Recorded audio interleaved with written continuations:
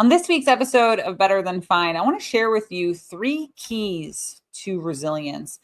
When there's a lot of uncertainty going around, people can really struggle. They feel helpless, they feel disempowered, and it can be really difficult to continue to motivate ourselves, whether we're talking about motivation for work, we're talking about motivation toward our goals, or even just continuing to take good care of ourselves. So I thought with all of the uncertainty out there in the world, now would be a really good time for us to revisit the research on resilience and talk about how you can apply it in your life. So this week on Better Than Fine, we're going to be talking about 3 big ideas related to resilience, which is connection, purpose, and mindset. We're going to take a deeper dive into what the research says and also how do you use that information in your life, and a little bit about how I'm choosing to use it in my own life right now because, there's a lot of stuff going on. So this is an episode that you're going to want to pin. You're going to want to reference back to. I'm going to be referencing back to some old episodes that you might want to go back and read and re-listen to. And this is also an episode we're going to be building on over the next couple of months as these resilience skills become more and more relevant. I'm really excited to share it with you. I hope that you are too. So like, follow, subscribe, and let's get to it.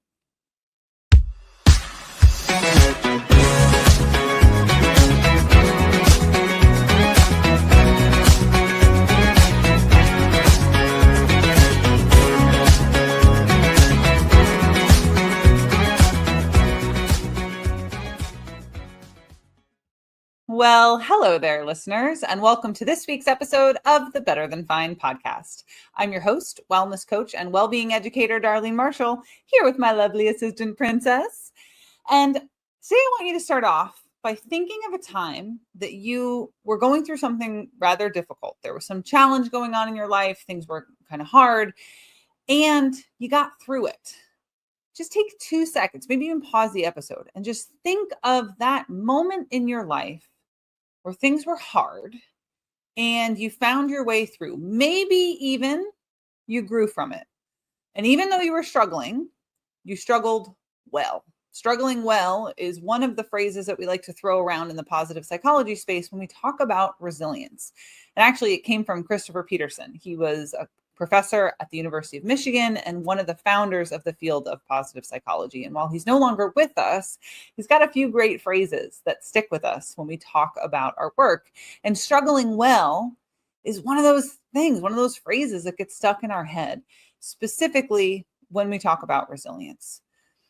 What you might not know is that there are lots of people out there studying, doing research in this field of resilience. And it feels like since the start of the pandemic, when I'm recording this, that was 5 years ago, there's so much information. There's so many people out there talking about things like burnout and resilience. And sometimes they talk about them in hollow terms. And I don't want to pull that because today I want to talk about what it means to struggle well. What does the research actually say about the people who are doing well, even when things are going wrong? So when people are researching resilience, they started out by looking at who are the people that go through hard times and come out the other side. And of the people who make that arc, the people who struggle well, what's in common of all of them? What do they all have in likeness? And can we take those factors, those skills, those abilities, and teach them to other people? What's effective in how we teach them to other people? When does it stick? And let's see if we can replicate it. And those are some of the things I want to talk about today. And I want to start off this episode with a few things that I'm going to assume of you, my listener, when it comes to this idea of struggling well, this idea of resilience. The first is I'm going to assume that you are sleeping, you've got a halfway decent diet, and that you move your body. Because if you want to improve your resilience, your ability to handle challenge, your capacity for change, your actual fortitude, and you're not doing those things, I just want you to consider that those 3 things would be a really good place to start. Prioritizing your sleep, getting good on sleep. We've done a bunch of episodes on sleep. We recently had Allison Brager on talking about like entrainment and light. If you're struggling with your sleep, go listen to that episode. Go listen to some of the other sleep episodes. and start with sleep. It's one of the most impactful things you can do, whether we are talking about mental health intervention, building well-being, being more productive, dealing with stress and challenge. Sleep is a core foundation. Halfway decent diet, eating vegetables, improving your fiber content, avoiding ultra-processed foods. We got plenty of episodes on those. And then moving your body, bonus points if you go move your body with other people, workout classes, sports teams, going for walks with your friends. Just doing those things alone will improve your resilience. And we talk about them on the show so much. Almost every other episode of the show is about those things. So focus on those things if you're not doing those things, and it will help. It is some of the most impactful things. So we're going to put those aside as like the pillars, the pylons that your resilience platform gets built upon. So those would be a good place to start. And then the other thing that I really want to call out before I dive into these 3 keys to resilience is that not everyone has equal access to the resources that you need in order to build resilience and high capacity in like sustainable ways. Unfortunately, we live in a world that access to those things is not equal. And the systems that are outside of our control can make it seem like resilience is really difficult in some places, in some cases. And in those places and cases, that's where these core skills of resilience become even more powerful, even more impactful, because they keep people from sinking into helplessness, into despair. And if you follow me on social media, you've heard me say plenty of times, despair does not help us.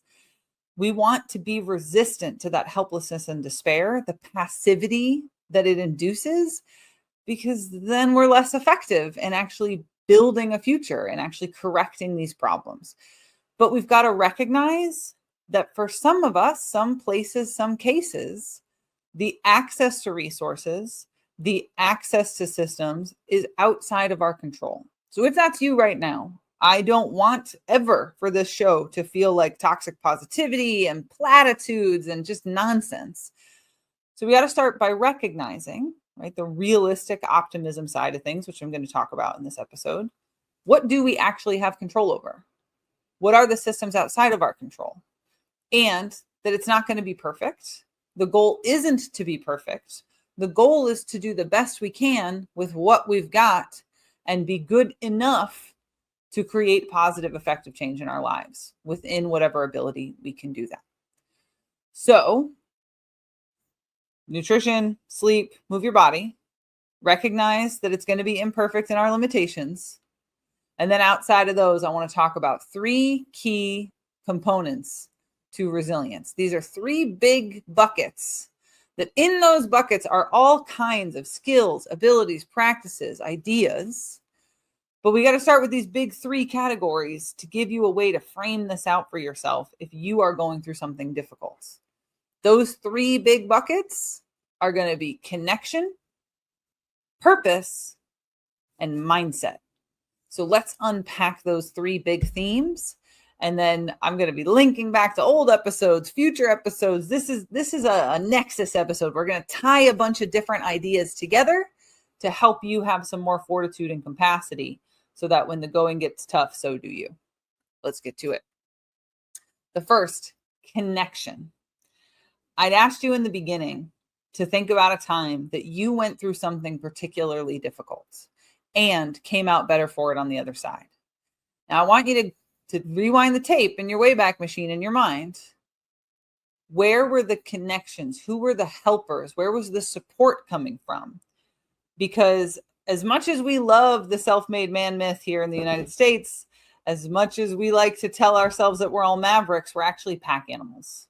Human beings are pack animals. And I always love, there's a great Arnold Schwarzenegger graduation commencement speech where he talks about, don't ever call him a self-made man.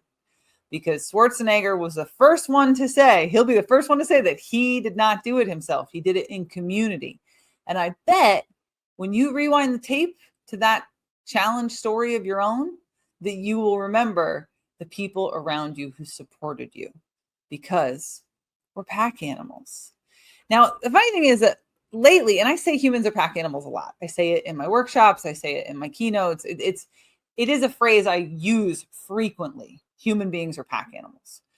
And lately, for whatever reason, people have been wanting to argue with me about it, pushing back. Well, are we really pack animals?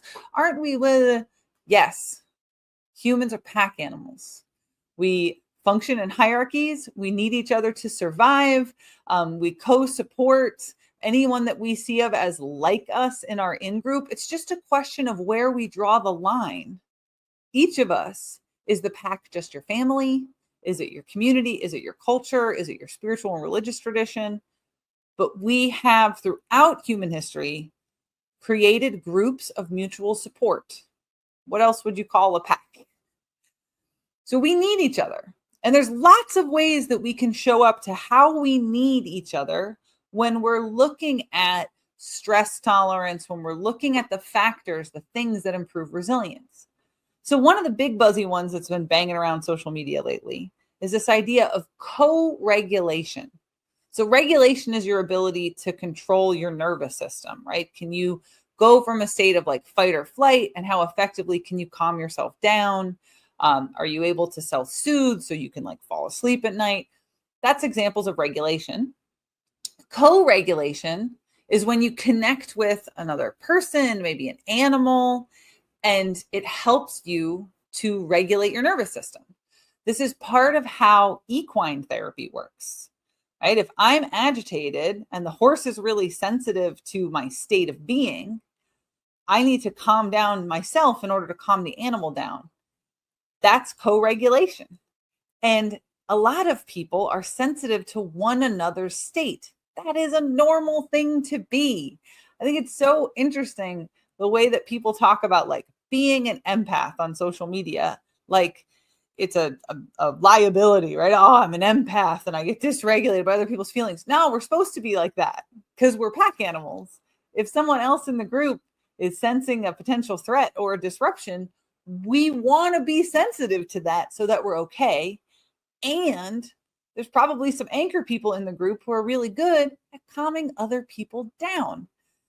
How does this benefit our resilience? Well, just like a therapy dog or any other animal that provides emotional support and co-regulation, humans can help soothe one another's stress. And part of the problem with loneliness and its negative impacts on us is that it's a form of stress in the nervous system because we're missing our pack. We don't have the security of feeling like there are people around us that are helping us. So that's just one of the ways. Another one is that we can go through challenges, trauma, just obstacles, and we problem solve together. We work it out together. So you're not just riffing on your own solutions. You're not just ruminating in your head. You're working through the problems together. And that makes us more effective when we're trying to go through something difficult. And then another big one is the actual literal sharing of resources. So for a long time, most of human history, you wouldn't have an individual or a household that all has their own of things, right? If you think back to whatever your evolutionary ancestors' flavor is, whatever your cultural heritage is, if you go back far enough to living in communal support, you wouldn't have everyone having their own rakes and hoes for farming. Maybe you'd have your own weapons, or they might be stored in a cache and shared where people grab them when they need to go hunting or they need to go do some task or some tool. Because think about it, having tools required a ton of resources to build. The mining, the smithing, the time involved, the maintenance. So you wouldn't necessarily have all this redundancy of stuff that isolates us. We'd be sharing those resources. Or if you have a multi-generational households, well, you don't need as many of things. And it's kind of a weird byproduct of the individualism that we have in our culture that you end up with everyone wanting one of their own stuff for all the stuff. And I am fortunate that I live in a community that my family's been in for a really long time. We've got shared culture, shared language. And so even though I'm not related to my neighbors, a lot of us just share what we have. So like when I needed some wood split this spring, I didn't go buy a new wood splitter. I just had the cool old guy that lives around the corner bring over a different neighbor's wood splitter, and he showed me how to use it, and we did it together, because that's a literal sharing of resources that makes us more resilient. And now I got a woodshed full of campfire wood for the summer. So how might this show up for you? If you are struggling and the world feels overwhelming and scary and bad, find community groups that share your interests. When I lived in New York City, I was in a Dungeons and Dragons group, and I used to play in Magic the Gathering tournaments all the time. I bet you didn't realize I was that kind of nerd. I am that kind of nerd. Through my shared interest, you just meet people who then feel like you, and eventually you grow friendships and community. And I hear all the time from people how hard it is to make friends as an adult. And I'm not going to disagree with you on that. But if you're home just streaming Netflix most nights, yeah, it's going to be really hard to make friends as an adult. But if you get out there and you share your interests and you consistently show up in places that other people who have your interests are going to be, eventually you're going to start forming connection and attachment. So that's one way you could do it. Another one I want to throw out there is just doubling down on like planning to go have fun. Finding people who share your interests, scheduling fun, adventures, going and doing stuff. Because I think we've gotten to this place, unfortunately, where there's so much going on that is serious and overwhelming that people are feeling like, I don't know, like a fun hangover, like we're not allowed to do it or something. Actually, fun is adaptive. It helps our nervous systems to regulate and heal. It literally, positive emotion, literally can heal the damage of chronic stress that it's doing to your nervous system. So making time, getting out there. And then I always like to share this idea from Martin Seligman. What's the most simple thing somebody could do to improve their well-being? Is find somebody who needs help and help them. Get out there and volunteer. Pick causes that are meaningful to you and directly improve your own community and go do them. Not only will you get a well-being boost, which will make you more resilient, but your community will be more resilient too. All right, so that was our first big bucket, which is connection. Humans are pack animals. If we want to be more resilient, we got to do it together. So get out there and make some friends. The second big old bucket is purpose. And this is a big concept with very little text to execute on, which is essentially, why are you doing what you're doing? And I think this is a really important one for us to be talking about right now, because I've had so many people recently come to me in a whole variety of contexts and essentially say, what's the point? It literally happened last week in a workshop I was teaching. Someone talking about wellness came off mute and it says, like, what's the point? I have such a strong perfectionist mindset and I never get to all these things I feel like I have to do in order to actually be well. And then I just all or nothing thinking, what's the point? Obviously, then we talked about perfectionism and we talked about what's good enough. And we talked about letting go of some of those unhelpful mindset things. But the core nugget in there is, why are you doing what you're doing? And if you are struggling with this, like, what's the point of it thing? The question that I want you to ask yourself is, what's actually important in your life? What do you actually care about? And put that front and center in your decision-making, in your motivation, in your troubleshooting. Because for most people, the things that are actually important, they're probably not spending as much time on as they want to. So what is it going to be? It's going to be like family. Maybe it's career if you're early life or you're going through something or you're like really excited about accelerating something. But so career might be in there. Health tends to be another big one that I get answered. People have health scares and they're doubling down. Faith and your values. That tends to be the buckets that people throw their purpose into when they're taking my workshops or we're coaching or whatever. And if you feel like you're chasing things that have been kind of hollow, like the types of success that so many of us were conditioned to chase, right? Like money, promotions, titles, prestige jobs. There are a lot of people, that stuff is losing its shine right now because things feel scary. They feel crazy and scary and bad. So I think that this moment is creating a big opportunity for people, right? This huge opportunity for growth, for introspection.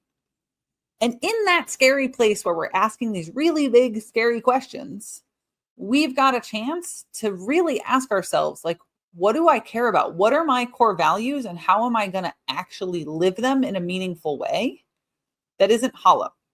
So this is the big picture stuff that when we can get the big picture stuff, I actually find that a lot of other stuff falls in place behind it.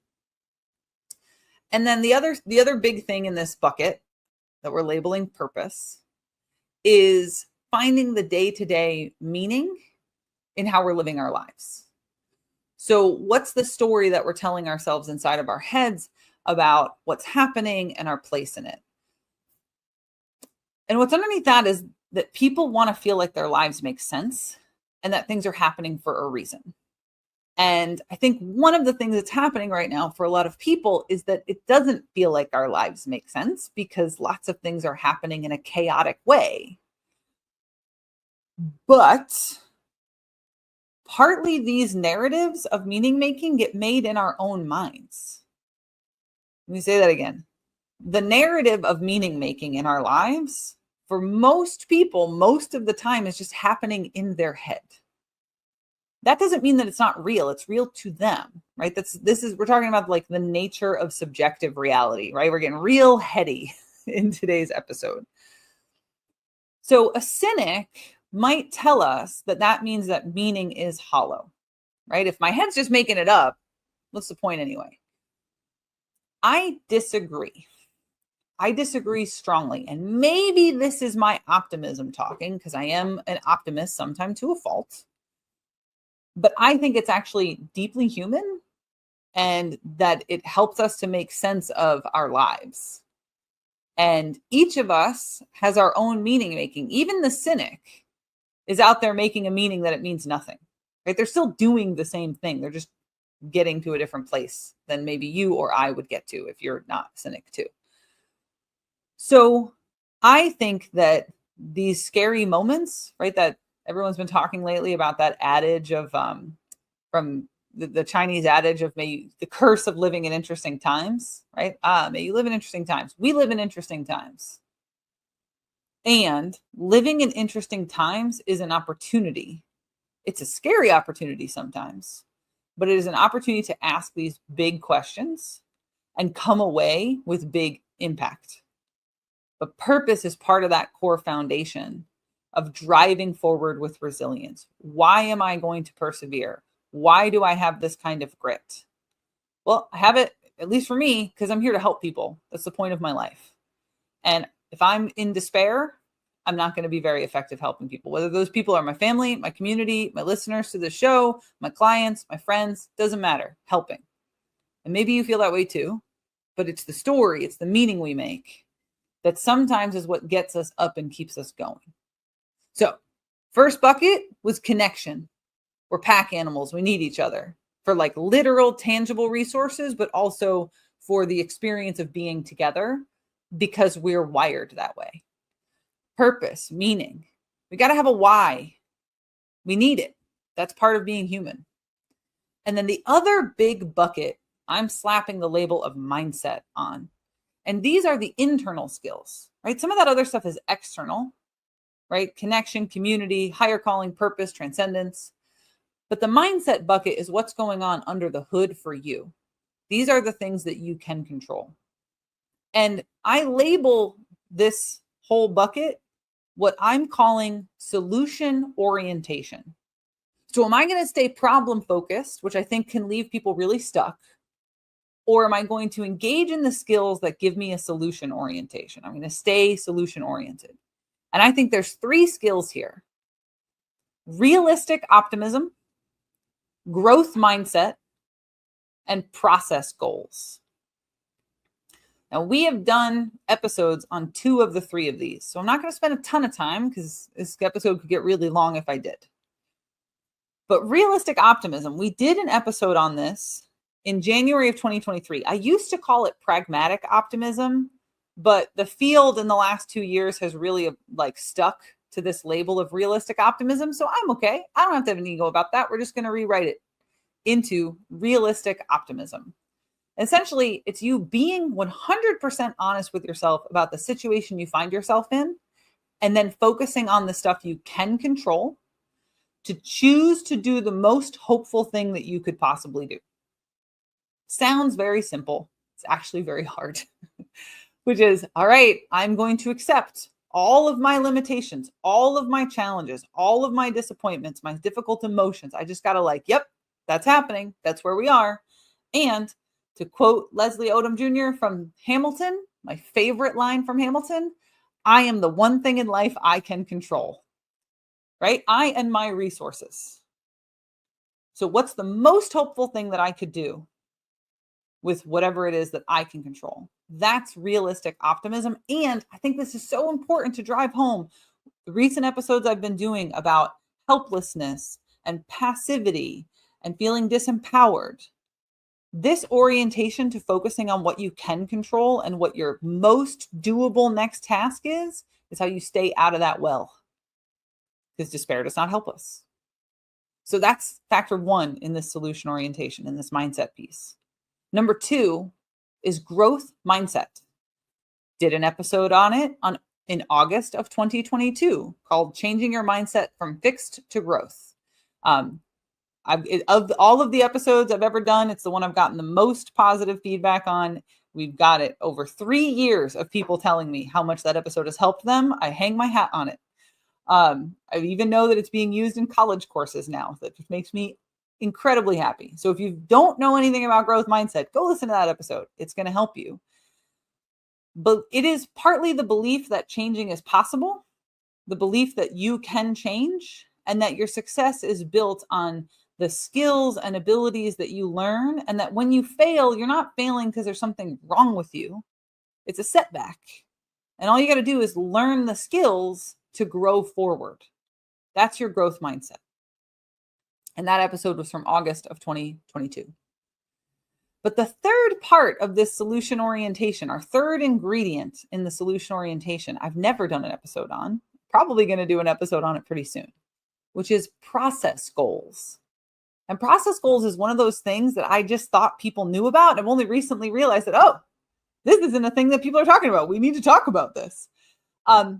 Everybody wants to talk about SMART goals, right? You've probably heard about SMART goals: specific, measurable, attainable, realistic or relevant, and time-bound.